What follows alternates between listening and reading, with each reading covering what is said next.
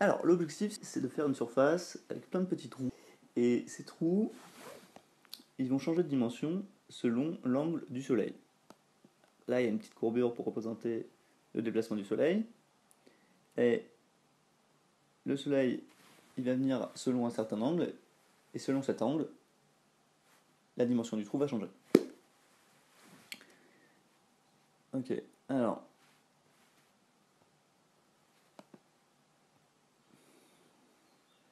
Alors pour commencer, ce que tu dois faire, c'est faire une boîte qui est construct point. Construct point, il va te donner un point qui va être la base de l'arc. Alors après, tu fais une nouvelle boîte qui s'appelle arc. Tu vas connecter le point avec le plan et tu vas lui donner un rayon d'un radius. Moi, je lui ai mis 50. Tu peux très bien donner un autre chiffre. Et voilà, tu vas avoir un arc. Et cet arc, il n'est pas dans le bon plan. Il faut que tu lui fasses faire une rotation pour le changer de plan. Alors tu vas faire une nouvelle boîte qui va s'appeler rotate. Et tu vas connecter l'arc avec la géométrie. L'angle, tu vas faire un number slider allant de 0 à 180. Et tu vas rajouter dans angle les degrés pour lui indiquer que c'est bien des degrés que tu es en train de travailler. Tu connectes ce number slider avec l'angle. Et après, tu lui rajoutes dans la boîte de rotate un plan qui en fait va être perpendiculaire, là ici, qui va être perpendiculaire au rayon de ce demi-cercle. Donc là ici le plan c'est YZ, pardon. Et voilà. Alors, après, sur cette courbe que tu viens de créer, enfin que tu viens de déplacer, tu vas lui rajouter un point qui va représenter en fait le soleil. Tu connectes géométrie avec curve et tu lui indiques, tu vas lui rajouter cette petite boîte qui lui indique qu'il faut reparamétriser. C'est-à-dire en fait, quand tu vas rajouter ton number slider à parameters, tu lui indiques en soi que quand tu es à 0, il faut que tu mettes de 0 à 1. Quand tu es à 0, tu es à un point, et quand tu es à 1, tu es à l'autre point, et si tu es à 0,50, tu es au milieu. Et en fait, il va se déplacer de 0 à 1. Après, il faut rajouter en fait un vecteur. Donc là, j'ai rajouté une boîte qui s'appelle ligne pour que tu puisses voir un petit peu à quoi ça ressemble. Mais en fait, la vraie boîte qui est utile, c'est vecteur 2point. Donc je crée un vecteur entre le point d'origine et le point qui se trouve sur la courbe. Alors je connecte, voilà, donc c'est ça en fait, donc dans la boîte je connecte A, le point 1 avec un des points et le point B avec l'autre point. Ensuite, il faut créer en fait une surface. Mais alors cette surface, il faut la créer sur Rhino. Donc on va passer sur Rhino. Tu fais un petit nouveau calque.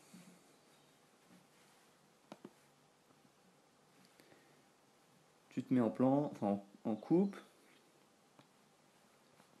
Tu prends l'outil courbe. Tu fais des courbes un peu dans tous les sens. Voilà. T'en fais 2-3.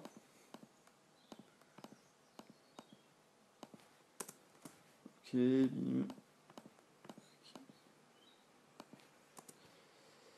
Tu te mets en plan.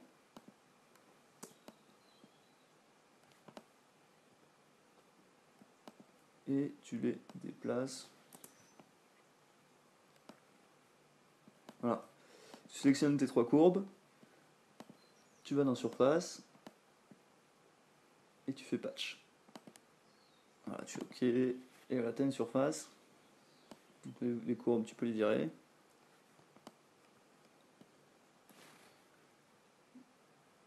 Et voilà, tu as une super surface. Donc tu reviens sur Grasshopper et tu connectes, tu fais set one surface et tu reconnectes la surface qui est sur Rhino à Grasshopper. Ok.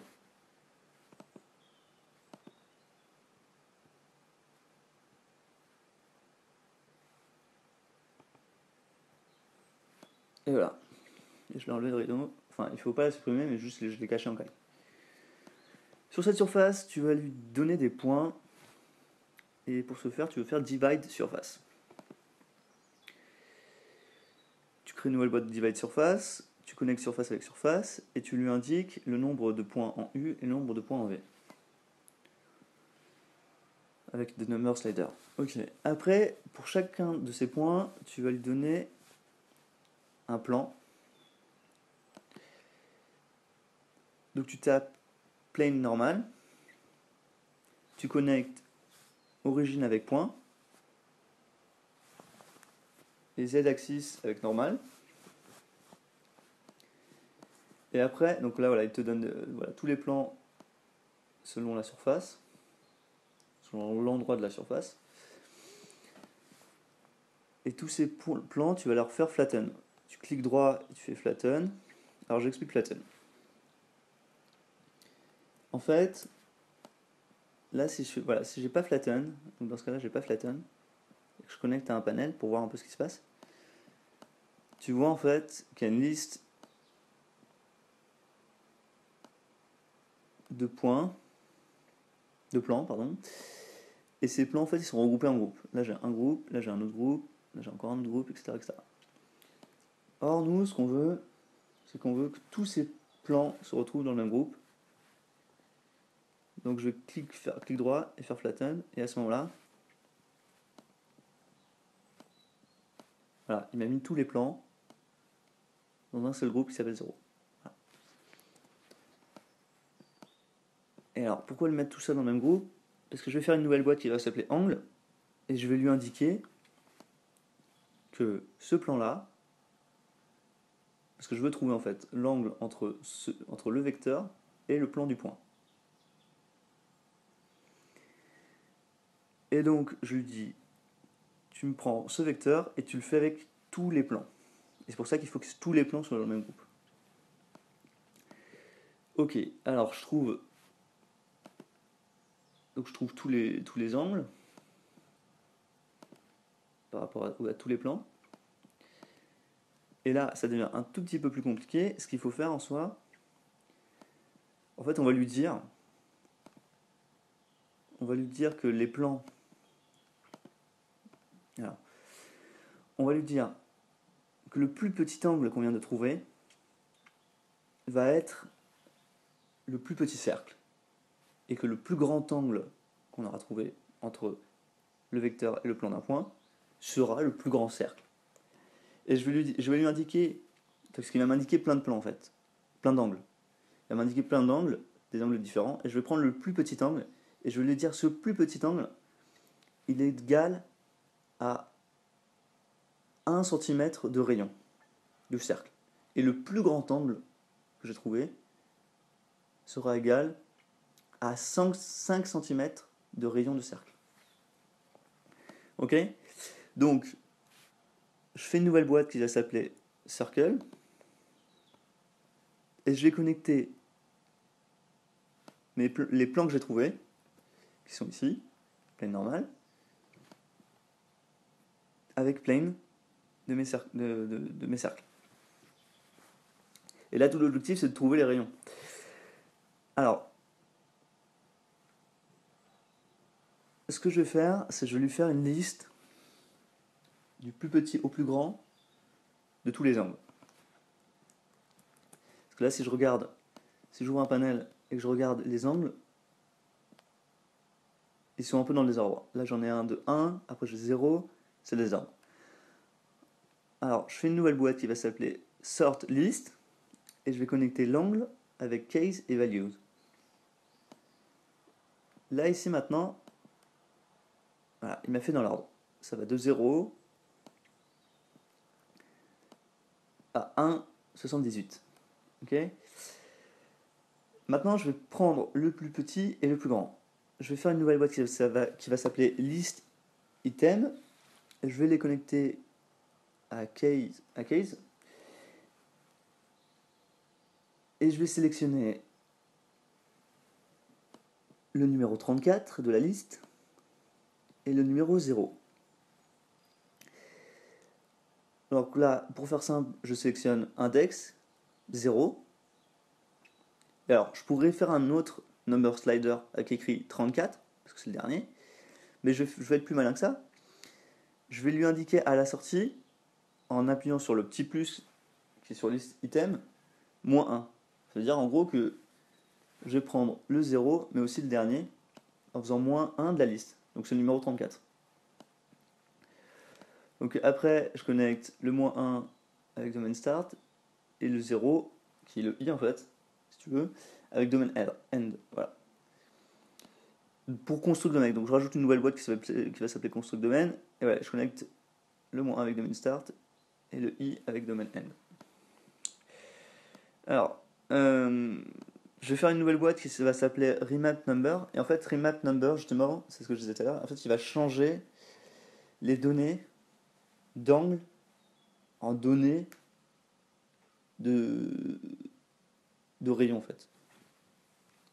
Donc value représente l'angle, en fait c'est l'angle de base que j'ai trouvé, et je vais prendre des informations dans ces angles, je vais lui indiquer que je prends le plus petit et le plus grand,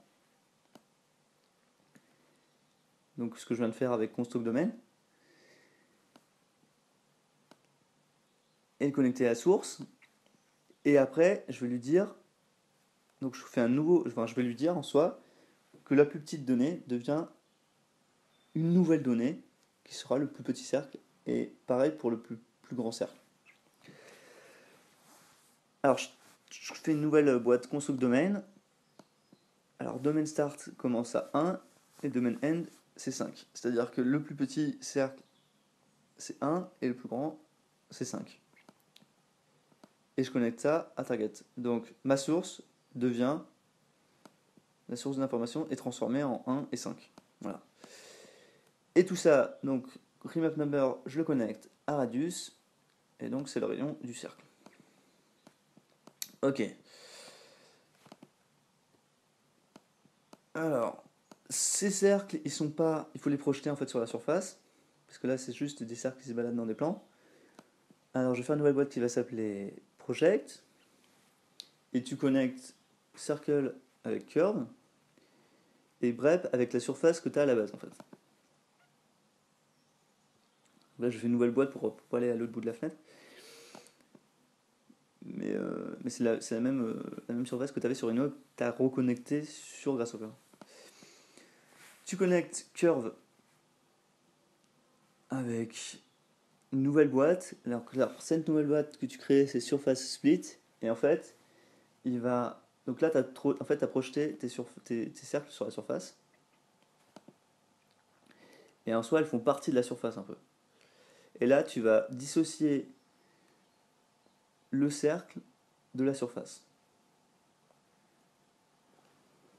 Alors, tu vas utiliser surface split, qui va diviser avec les cercles. Tu connectes ta surface avec surface et tes cercles avec curve. Et là, c'est presque fini. Si tu regardes en soi ce qui passe dans surface split, c'est que tu as plein de surfaces, mais toi, ce que tu veux, c'est la plus grande surface. Parce que les petits cercles, on s'en fout.